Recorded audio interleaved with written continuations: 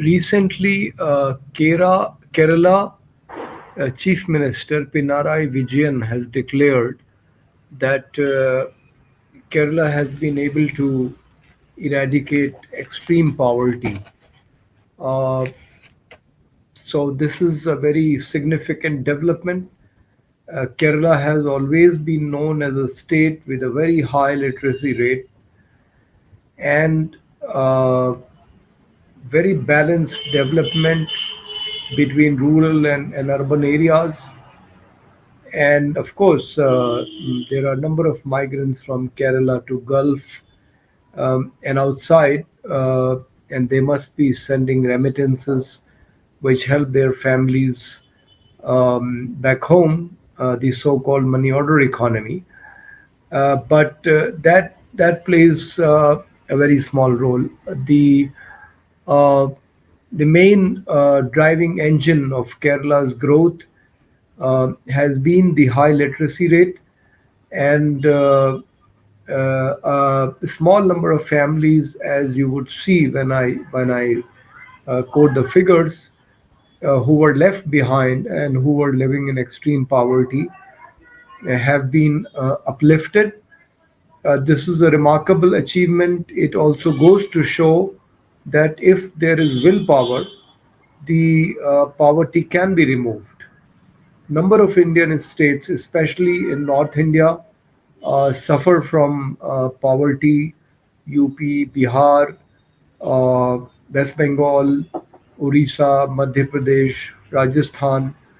Uh, but the governments here do not focus on the basic issues of the people like the Kerala governments, subsequent Kerala governments have done.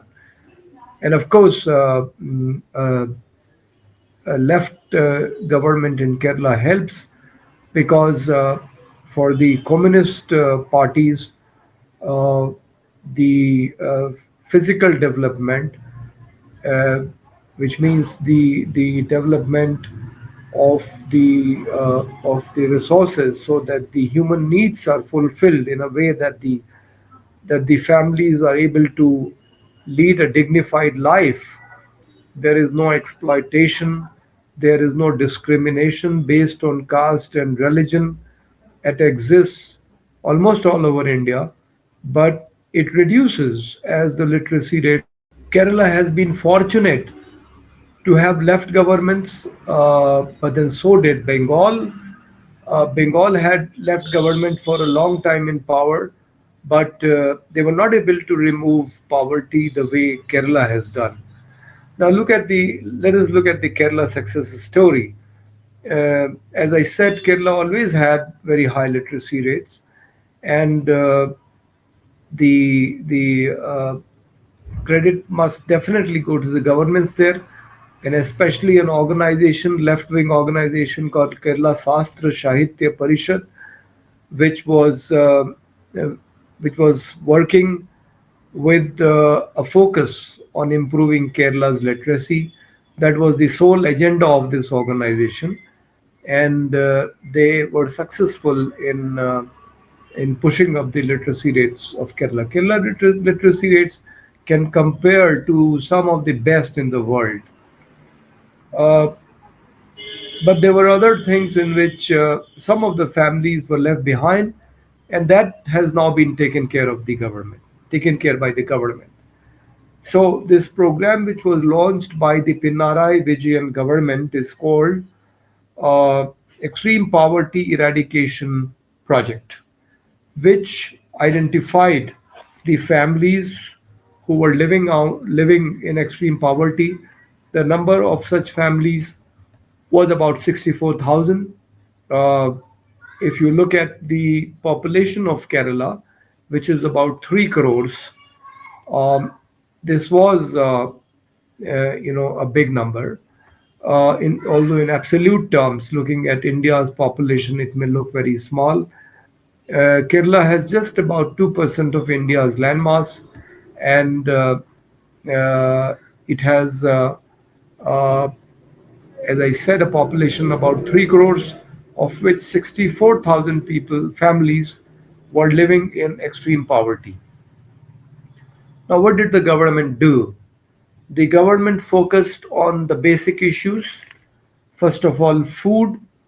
So they ensured that 20,648 families who were living in situation of starvation and malnourishment were covered, and they were ensured daily food. Um, New ration cards were distributed to about 5,000 families, and it was ensured that they would get ration. And of course, the free ration as part of the union government's scheme must have also helped. Then they undertook housing program, and about 4,000, families, they received new houses. The exact number is 4,677. The families which were landless, about 2,700 families also received land so that they could cultivate it and strengthen their livelihood. They also got homes. Then about 5,646 families who were not exactly homeless, but their houses were in dilapidated conditions, in very poor conditions. So they were helped with cash assistance up to rupees 2 lakh to renovate their houses, which made it possible to live in. Uh, so this was an important move where every tribal families living in coastal region, who are some of the poorest families, were identified and made sure that they had a proper house to live in. Then healthcare was taken care of, and about 85,000 individuals, to be exact, 85,721 individuals across about 30,000 poor families, they received medical assistance. Palliative care, which is care at home, you live at home, but there are professionals, medical professionals who come to your home to take care of you. Um, some 5,777 individuals were given palliative care. Organ transplant surgery was performed, even though the number is small, but it was done for seven extremely poor individuals, and about 3,600 families received health insurance, and disabled received the disability card, and in this way the Kerala government took care of the health needs of the extremely poor families. Then, in the area of livelihood, 4,394 families were provided support for self-employment, and so that they could have jobs which would earn them livelihood. Uh, there is a program for women called Kudumbashri. So 584 families became members of Kudumshri, uh, so that they could strengthen their financial position. 1,455 families received employment cards, which helped them with a number of other benefits, uh, and about 1,000 families uh, who did not have bank accounts, their bank accounts were opened. So in this way, uh, the government promoted the livelihood programs and made sure that people had decent livelihood. The families who were in the extremely poor category, and they could lift themselves out of poverty. So it is quite clear that the Kerala government has focused on basic issues. It and remember, it has Hindus, Muslims, and Christians, uh, and BJP and RSS have been trying very hard to drive a communal divide so that votes could be polarized. But it is a Kerala government is a lesson that instead of trying to divide people and polarize votes on the basis of religion or caste, if you would focus on the basic issues of education, uh, healthcare, housing, jobs, that would ensure that your people would not only come out of poverty, they would be ensured decent lives and livelihoods, which is the basic purpose of the government. Any welfare government.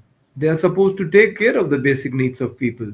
But unfortunately, the rest of the parties, they are busy capitalizing on votes on some other emotional issues, and they never take care of the basic needs of people.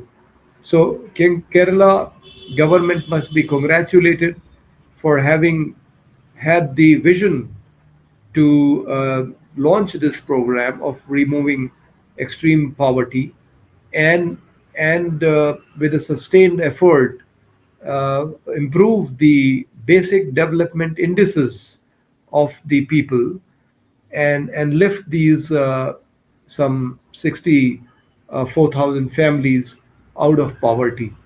So again, this is a model which must be pursued by every state and even other poor countries in the world. Kerala, by the way, compares with some of the best, developed countries. In fact, it leaves behind some of them in the development indices. So it serves as a model. So now we know that if there is any model to be followed in the country, it is not the Gujarat model, which is basically division of people on some emotional issues and polarization of votes, but the Kerala model, which serves the people's needs, take care of fulfills their basic needs, and ensures that they have a decent life and livelihood. So again, congratulations to the Kerala government, and we hope that the other governments in India, especially Bihar, which is going to election, will learn from the Kerala lesson and would kind of try to repeat what Kerala has done. Thank you.